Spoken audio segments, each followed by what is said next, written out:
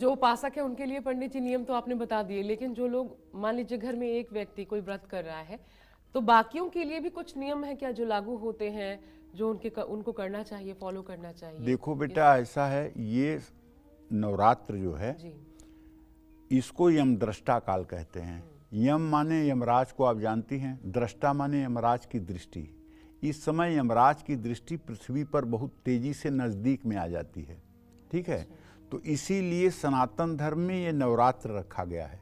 इस समय क्या है कि खेती का नया गेहूं, जौ, चना, ये सब फसलें आ जाएंगी। आप पुराना जो भोजन करते आ रहे हो, अब नया अन्न आप ग्रहण करोगे तो आपके पेट की स्थिति खराब हो सकती है। इसलिए 9 दिन अगर आप व्रत करके अपना पेट एकदम आप क्लीन कर लोगे और फिर से नए अन्न ग्रहण करोगे तो आपका स्वास्थ्य खराब नहीं होगा। ये वैज्ञानिक कारण है। अच्छा, दूसरी बात, इस समय शायद ही कोई ऐसा घर हो जहाँ किसी को बुखार न होता हो और जहाँ किसी को सर्दी जुकाम न होता हो, क्योंकि यम दृष्टा काल है। तो इस समय अगर आप व्रत करेंगे तो इन रोगों से बच जाएंगे। इन रोगों से, वात, पित्त, कफ, इन तीनों रोगों से, इन त्रिविध मतलब कि उत्पातों से आप बच जाएंगे। ये नवरात्रि का काल है। और जब आप शक्ति की उपासना करते हैं तो निश्चित रूप से आपके अंदर एक सकारात्मक ऊर्जा का संचार होता है। तो परिवार के सदस्यों को चाहिए कि अगर वो बालक नहीं है, वृद्ध नहीं है और रोगी नहीं है, तो सबको व्रत करना चाहिए। और अगर व्रत न करें तो सात्विक भोजन करना चाहिए। सात्विक भोजन का अभिप्राय ये है कि जिसमें किसी प्रकार का कोई तामस न हो, ऐसा भोजन करना चाहिए। और किचन को साफ सुथरा रखना चाहिए और पूरे घर का वायुमंडल धर्ममय रखना चाहिए। पूरे घर का वायुमंडल धर्ममय होना चाहिए। और कहते हैं ना कि भगवान कहते हैं, प्रभु श्री राम कहते हैं, सातों मोह सम मैं जग देखा, मोते अधिक संत करी लेखा। मतलब मुझसे ज़्यादा मेरे संतों का ख्याल रखो, मुझसे ज़्यादा मेरे संतों का सम्मान करो, इसमें मैं प्रसन्न होता हूँ। ये मेरी सातवीं भक्ति है। उसी तरह से माँ कहती हैं कि मेरे ज्ञानी भक्तों की जो सेवा करता है, मैं उसके ऊपर सहज प्रसन्न हो जाती हूँ। ये माँ भी कहती हैं, ना हम बसते कैलासे ना तीर्थे ना वैकुंठे नवा करचित बसामी मदज्ञानी हृदयाम भोज मध्य। मैं जिन ज्ञानी भक्तों के हृदय में निवास करती हूँ, अगर तुम उनकी सेवा करते हो, उनकी शुश्रूषा करते हो, तो मैं अनायास ही तुम्हारे ऊपर कृपालु हो जाऊंगी और तुम्हारे सारे मनोरथ को पूर्ण कर दूंगी। ऐसा माता के देवी भागवत में वाक्य हैं। तो कहने का आशय है, परिवार के सभी सदस्यों का फर्ज बनता है कि व्रती व्यक्ति के शुचिता पवित्रता का ध्यान रखें और उनके आहार विहार का ध्यान रखें। उनके पूजा पाठ में किसी तरह से खलल न होने पाए। ऐसा ना हो कि एक कमरे में वो बैठ के पूजा कर रहे हैं और दूसरे कमरे में आप तेज वॉल्यूम करके टीवी पे गाना चला रहे हैं। ऐसा डिस्टर्ब उन्हें ना करें। और पंडित जी, आहार की जब आप बात करते हैं, जो व्रती हैं तो उनके लिए क्या आहार शुभ होता है? क्योंकि आजकल तो बहुत कुछ चल पड़ा है, मार्केट में बहुत कुछ उपलब्ध है, व्रत के चिप्स तक उपलब्ध हो जाते हैं। भैया, मैं तो कहूँगा कि अगर आपको ऐसा जिह्वा का रसा स्वाधन करने के लिए व्रत करना हो तो आप व्रत करिए ही मत। व्रत इंद्रिय संयम के लिए किया जाता है। व्रत इंद्रिय संयम के लिए किया जाता है।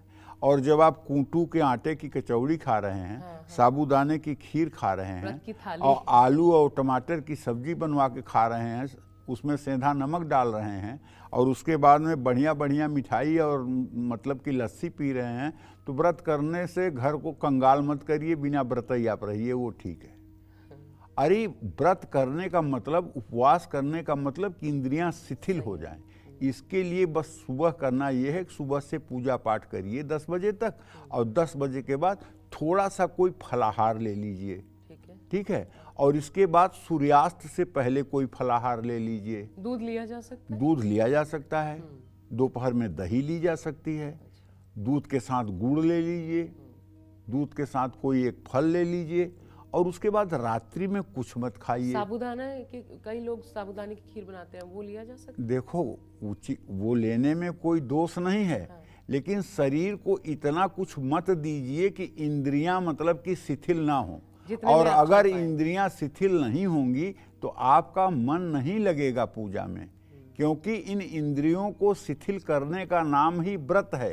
और उसी के लिए उपवास रखा जाता है। उसी के लिए उपवास रखा जाता है कि ये इंद्रियां जो कामनाओं से हर समय परिपूर्ण रहती हैं, इन्हें शिथिल कैसे किया जाए, इसीलिए ये उपवास किया जाता है। और इंद्रियां जब शिथिल होती हैं तो उसी का नाम व्रत है। तो इसलिए खान पान में ये ध्यान रखें कि इतना कुछ खान पान न करें कि आपका व्रत करना न करना बराबर है। एक और सवाल पंडित जी, उसके बाद हम और आगे चर्चा को बढ़ाएंगे कि जो लोग व्रत नहीं कर पा रहे, मान लीजिए जिनका क्रियाकलाप, जिनका काम बहुत मुश्किल है, बाहर निकलना है धूप में, तो उनको भोजन भी चाहिए ताकि वो काम भी हो पाए, लेकिन पूजा करना चाहते हैं, पूरी तन्मयता से पूजा करना चाहते हैं 9 दिनों तक देवी की आराधना, उनके लिए क्रियाकलाप का सही तरीका क्या हो, पूजन की सही विधि क्या हो, कितने बजे तक पूजा कर लेना चाहिए, चालीसा अगर ज्यादा मंत्रों का ज्ञान ना हो तो क्या दुर्गा चालीसा का भी वही लाभ होता है, वो कैसे करें? देखो आशा, सच्ची बात बता रहा हूँ, छाती की बात बता रहा हूँ। ये मंत्र जाने दो, ये मतलब कि वेद पुराण के मंत्र जो है और दुर्गा सप्तशती के मंत्र और कठिन मंत्र जाने दो। भगवती तो केवल एक शब्द कहने से तुरंत प्रकट हो जाती हैं। माई, माई शब्द आपने कहा नहीं, मां कहा नहीं कि वो प्रकट। उनको किसी व्याकरण की जरूरत नहीं है, किसी बहुत बढ़िया परिमार्जित शब्द की जरूरत नहीं है।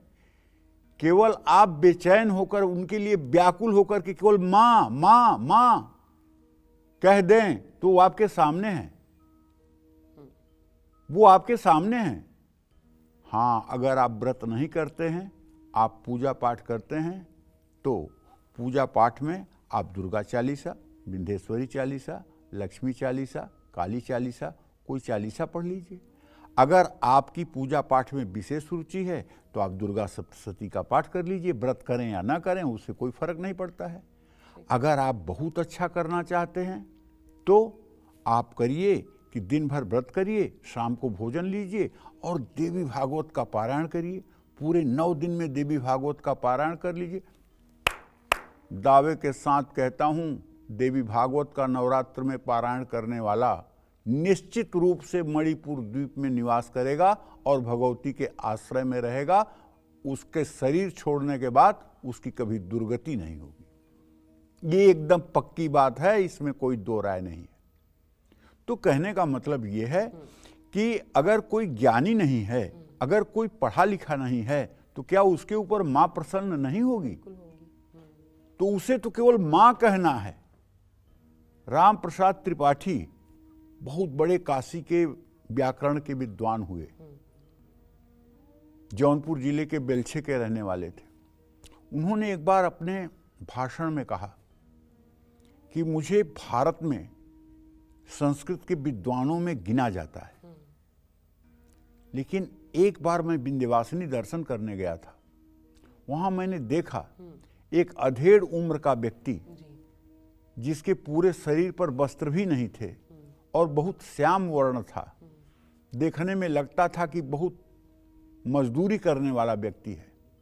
वो अपने दोनों हाथों को जोड़ करके और माता के झांकी के सामने खड़ा होकर के केवल ये कह रहा था, माई माई माई। मैंने अपने दिमाग पर जोर दिया कि व्याकरण में क्या इस शब्द का कोई मुकाबला करने लायक शब्द है? तो उत्तर मिला नहीं। इस शब्द का कोई मुकाबला करने वाला शब्द ही नहीं बना है धरती पर, ये जो शब्द है माई, मां। तो कहने का मतलब ये है कि बहुत विद्या, बुद्धि और ज्ञान से देवी प्राप्त होने वाली नहीं है, ये भाव से प्राप्त होने वाली हैं। इसीलिए मैंने कहा, न वेश जरूरी है, न देश जरूरी है, सिर्फ माता को प्राप्त करने के लिए उद्देश्य बदलना जरूरी है। उद्देश्य बदलिए, सब कुछ अपने आप ठीक हो जाएगा। जय मां विंध्यवासिनी।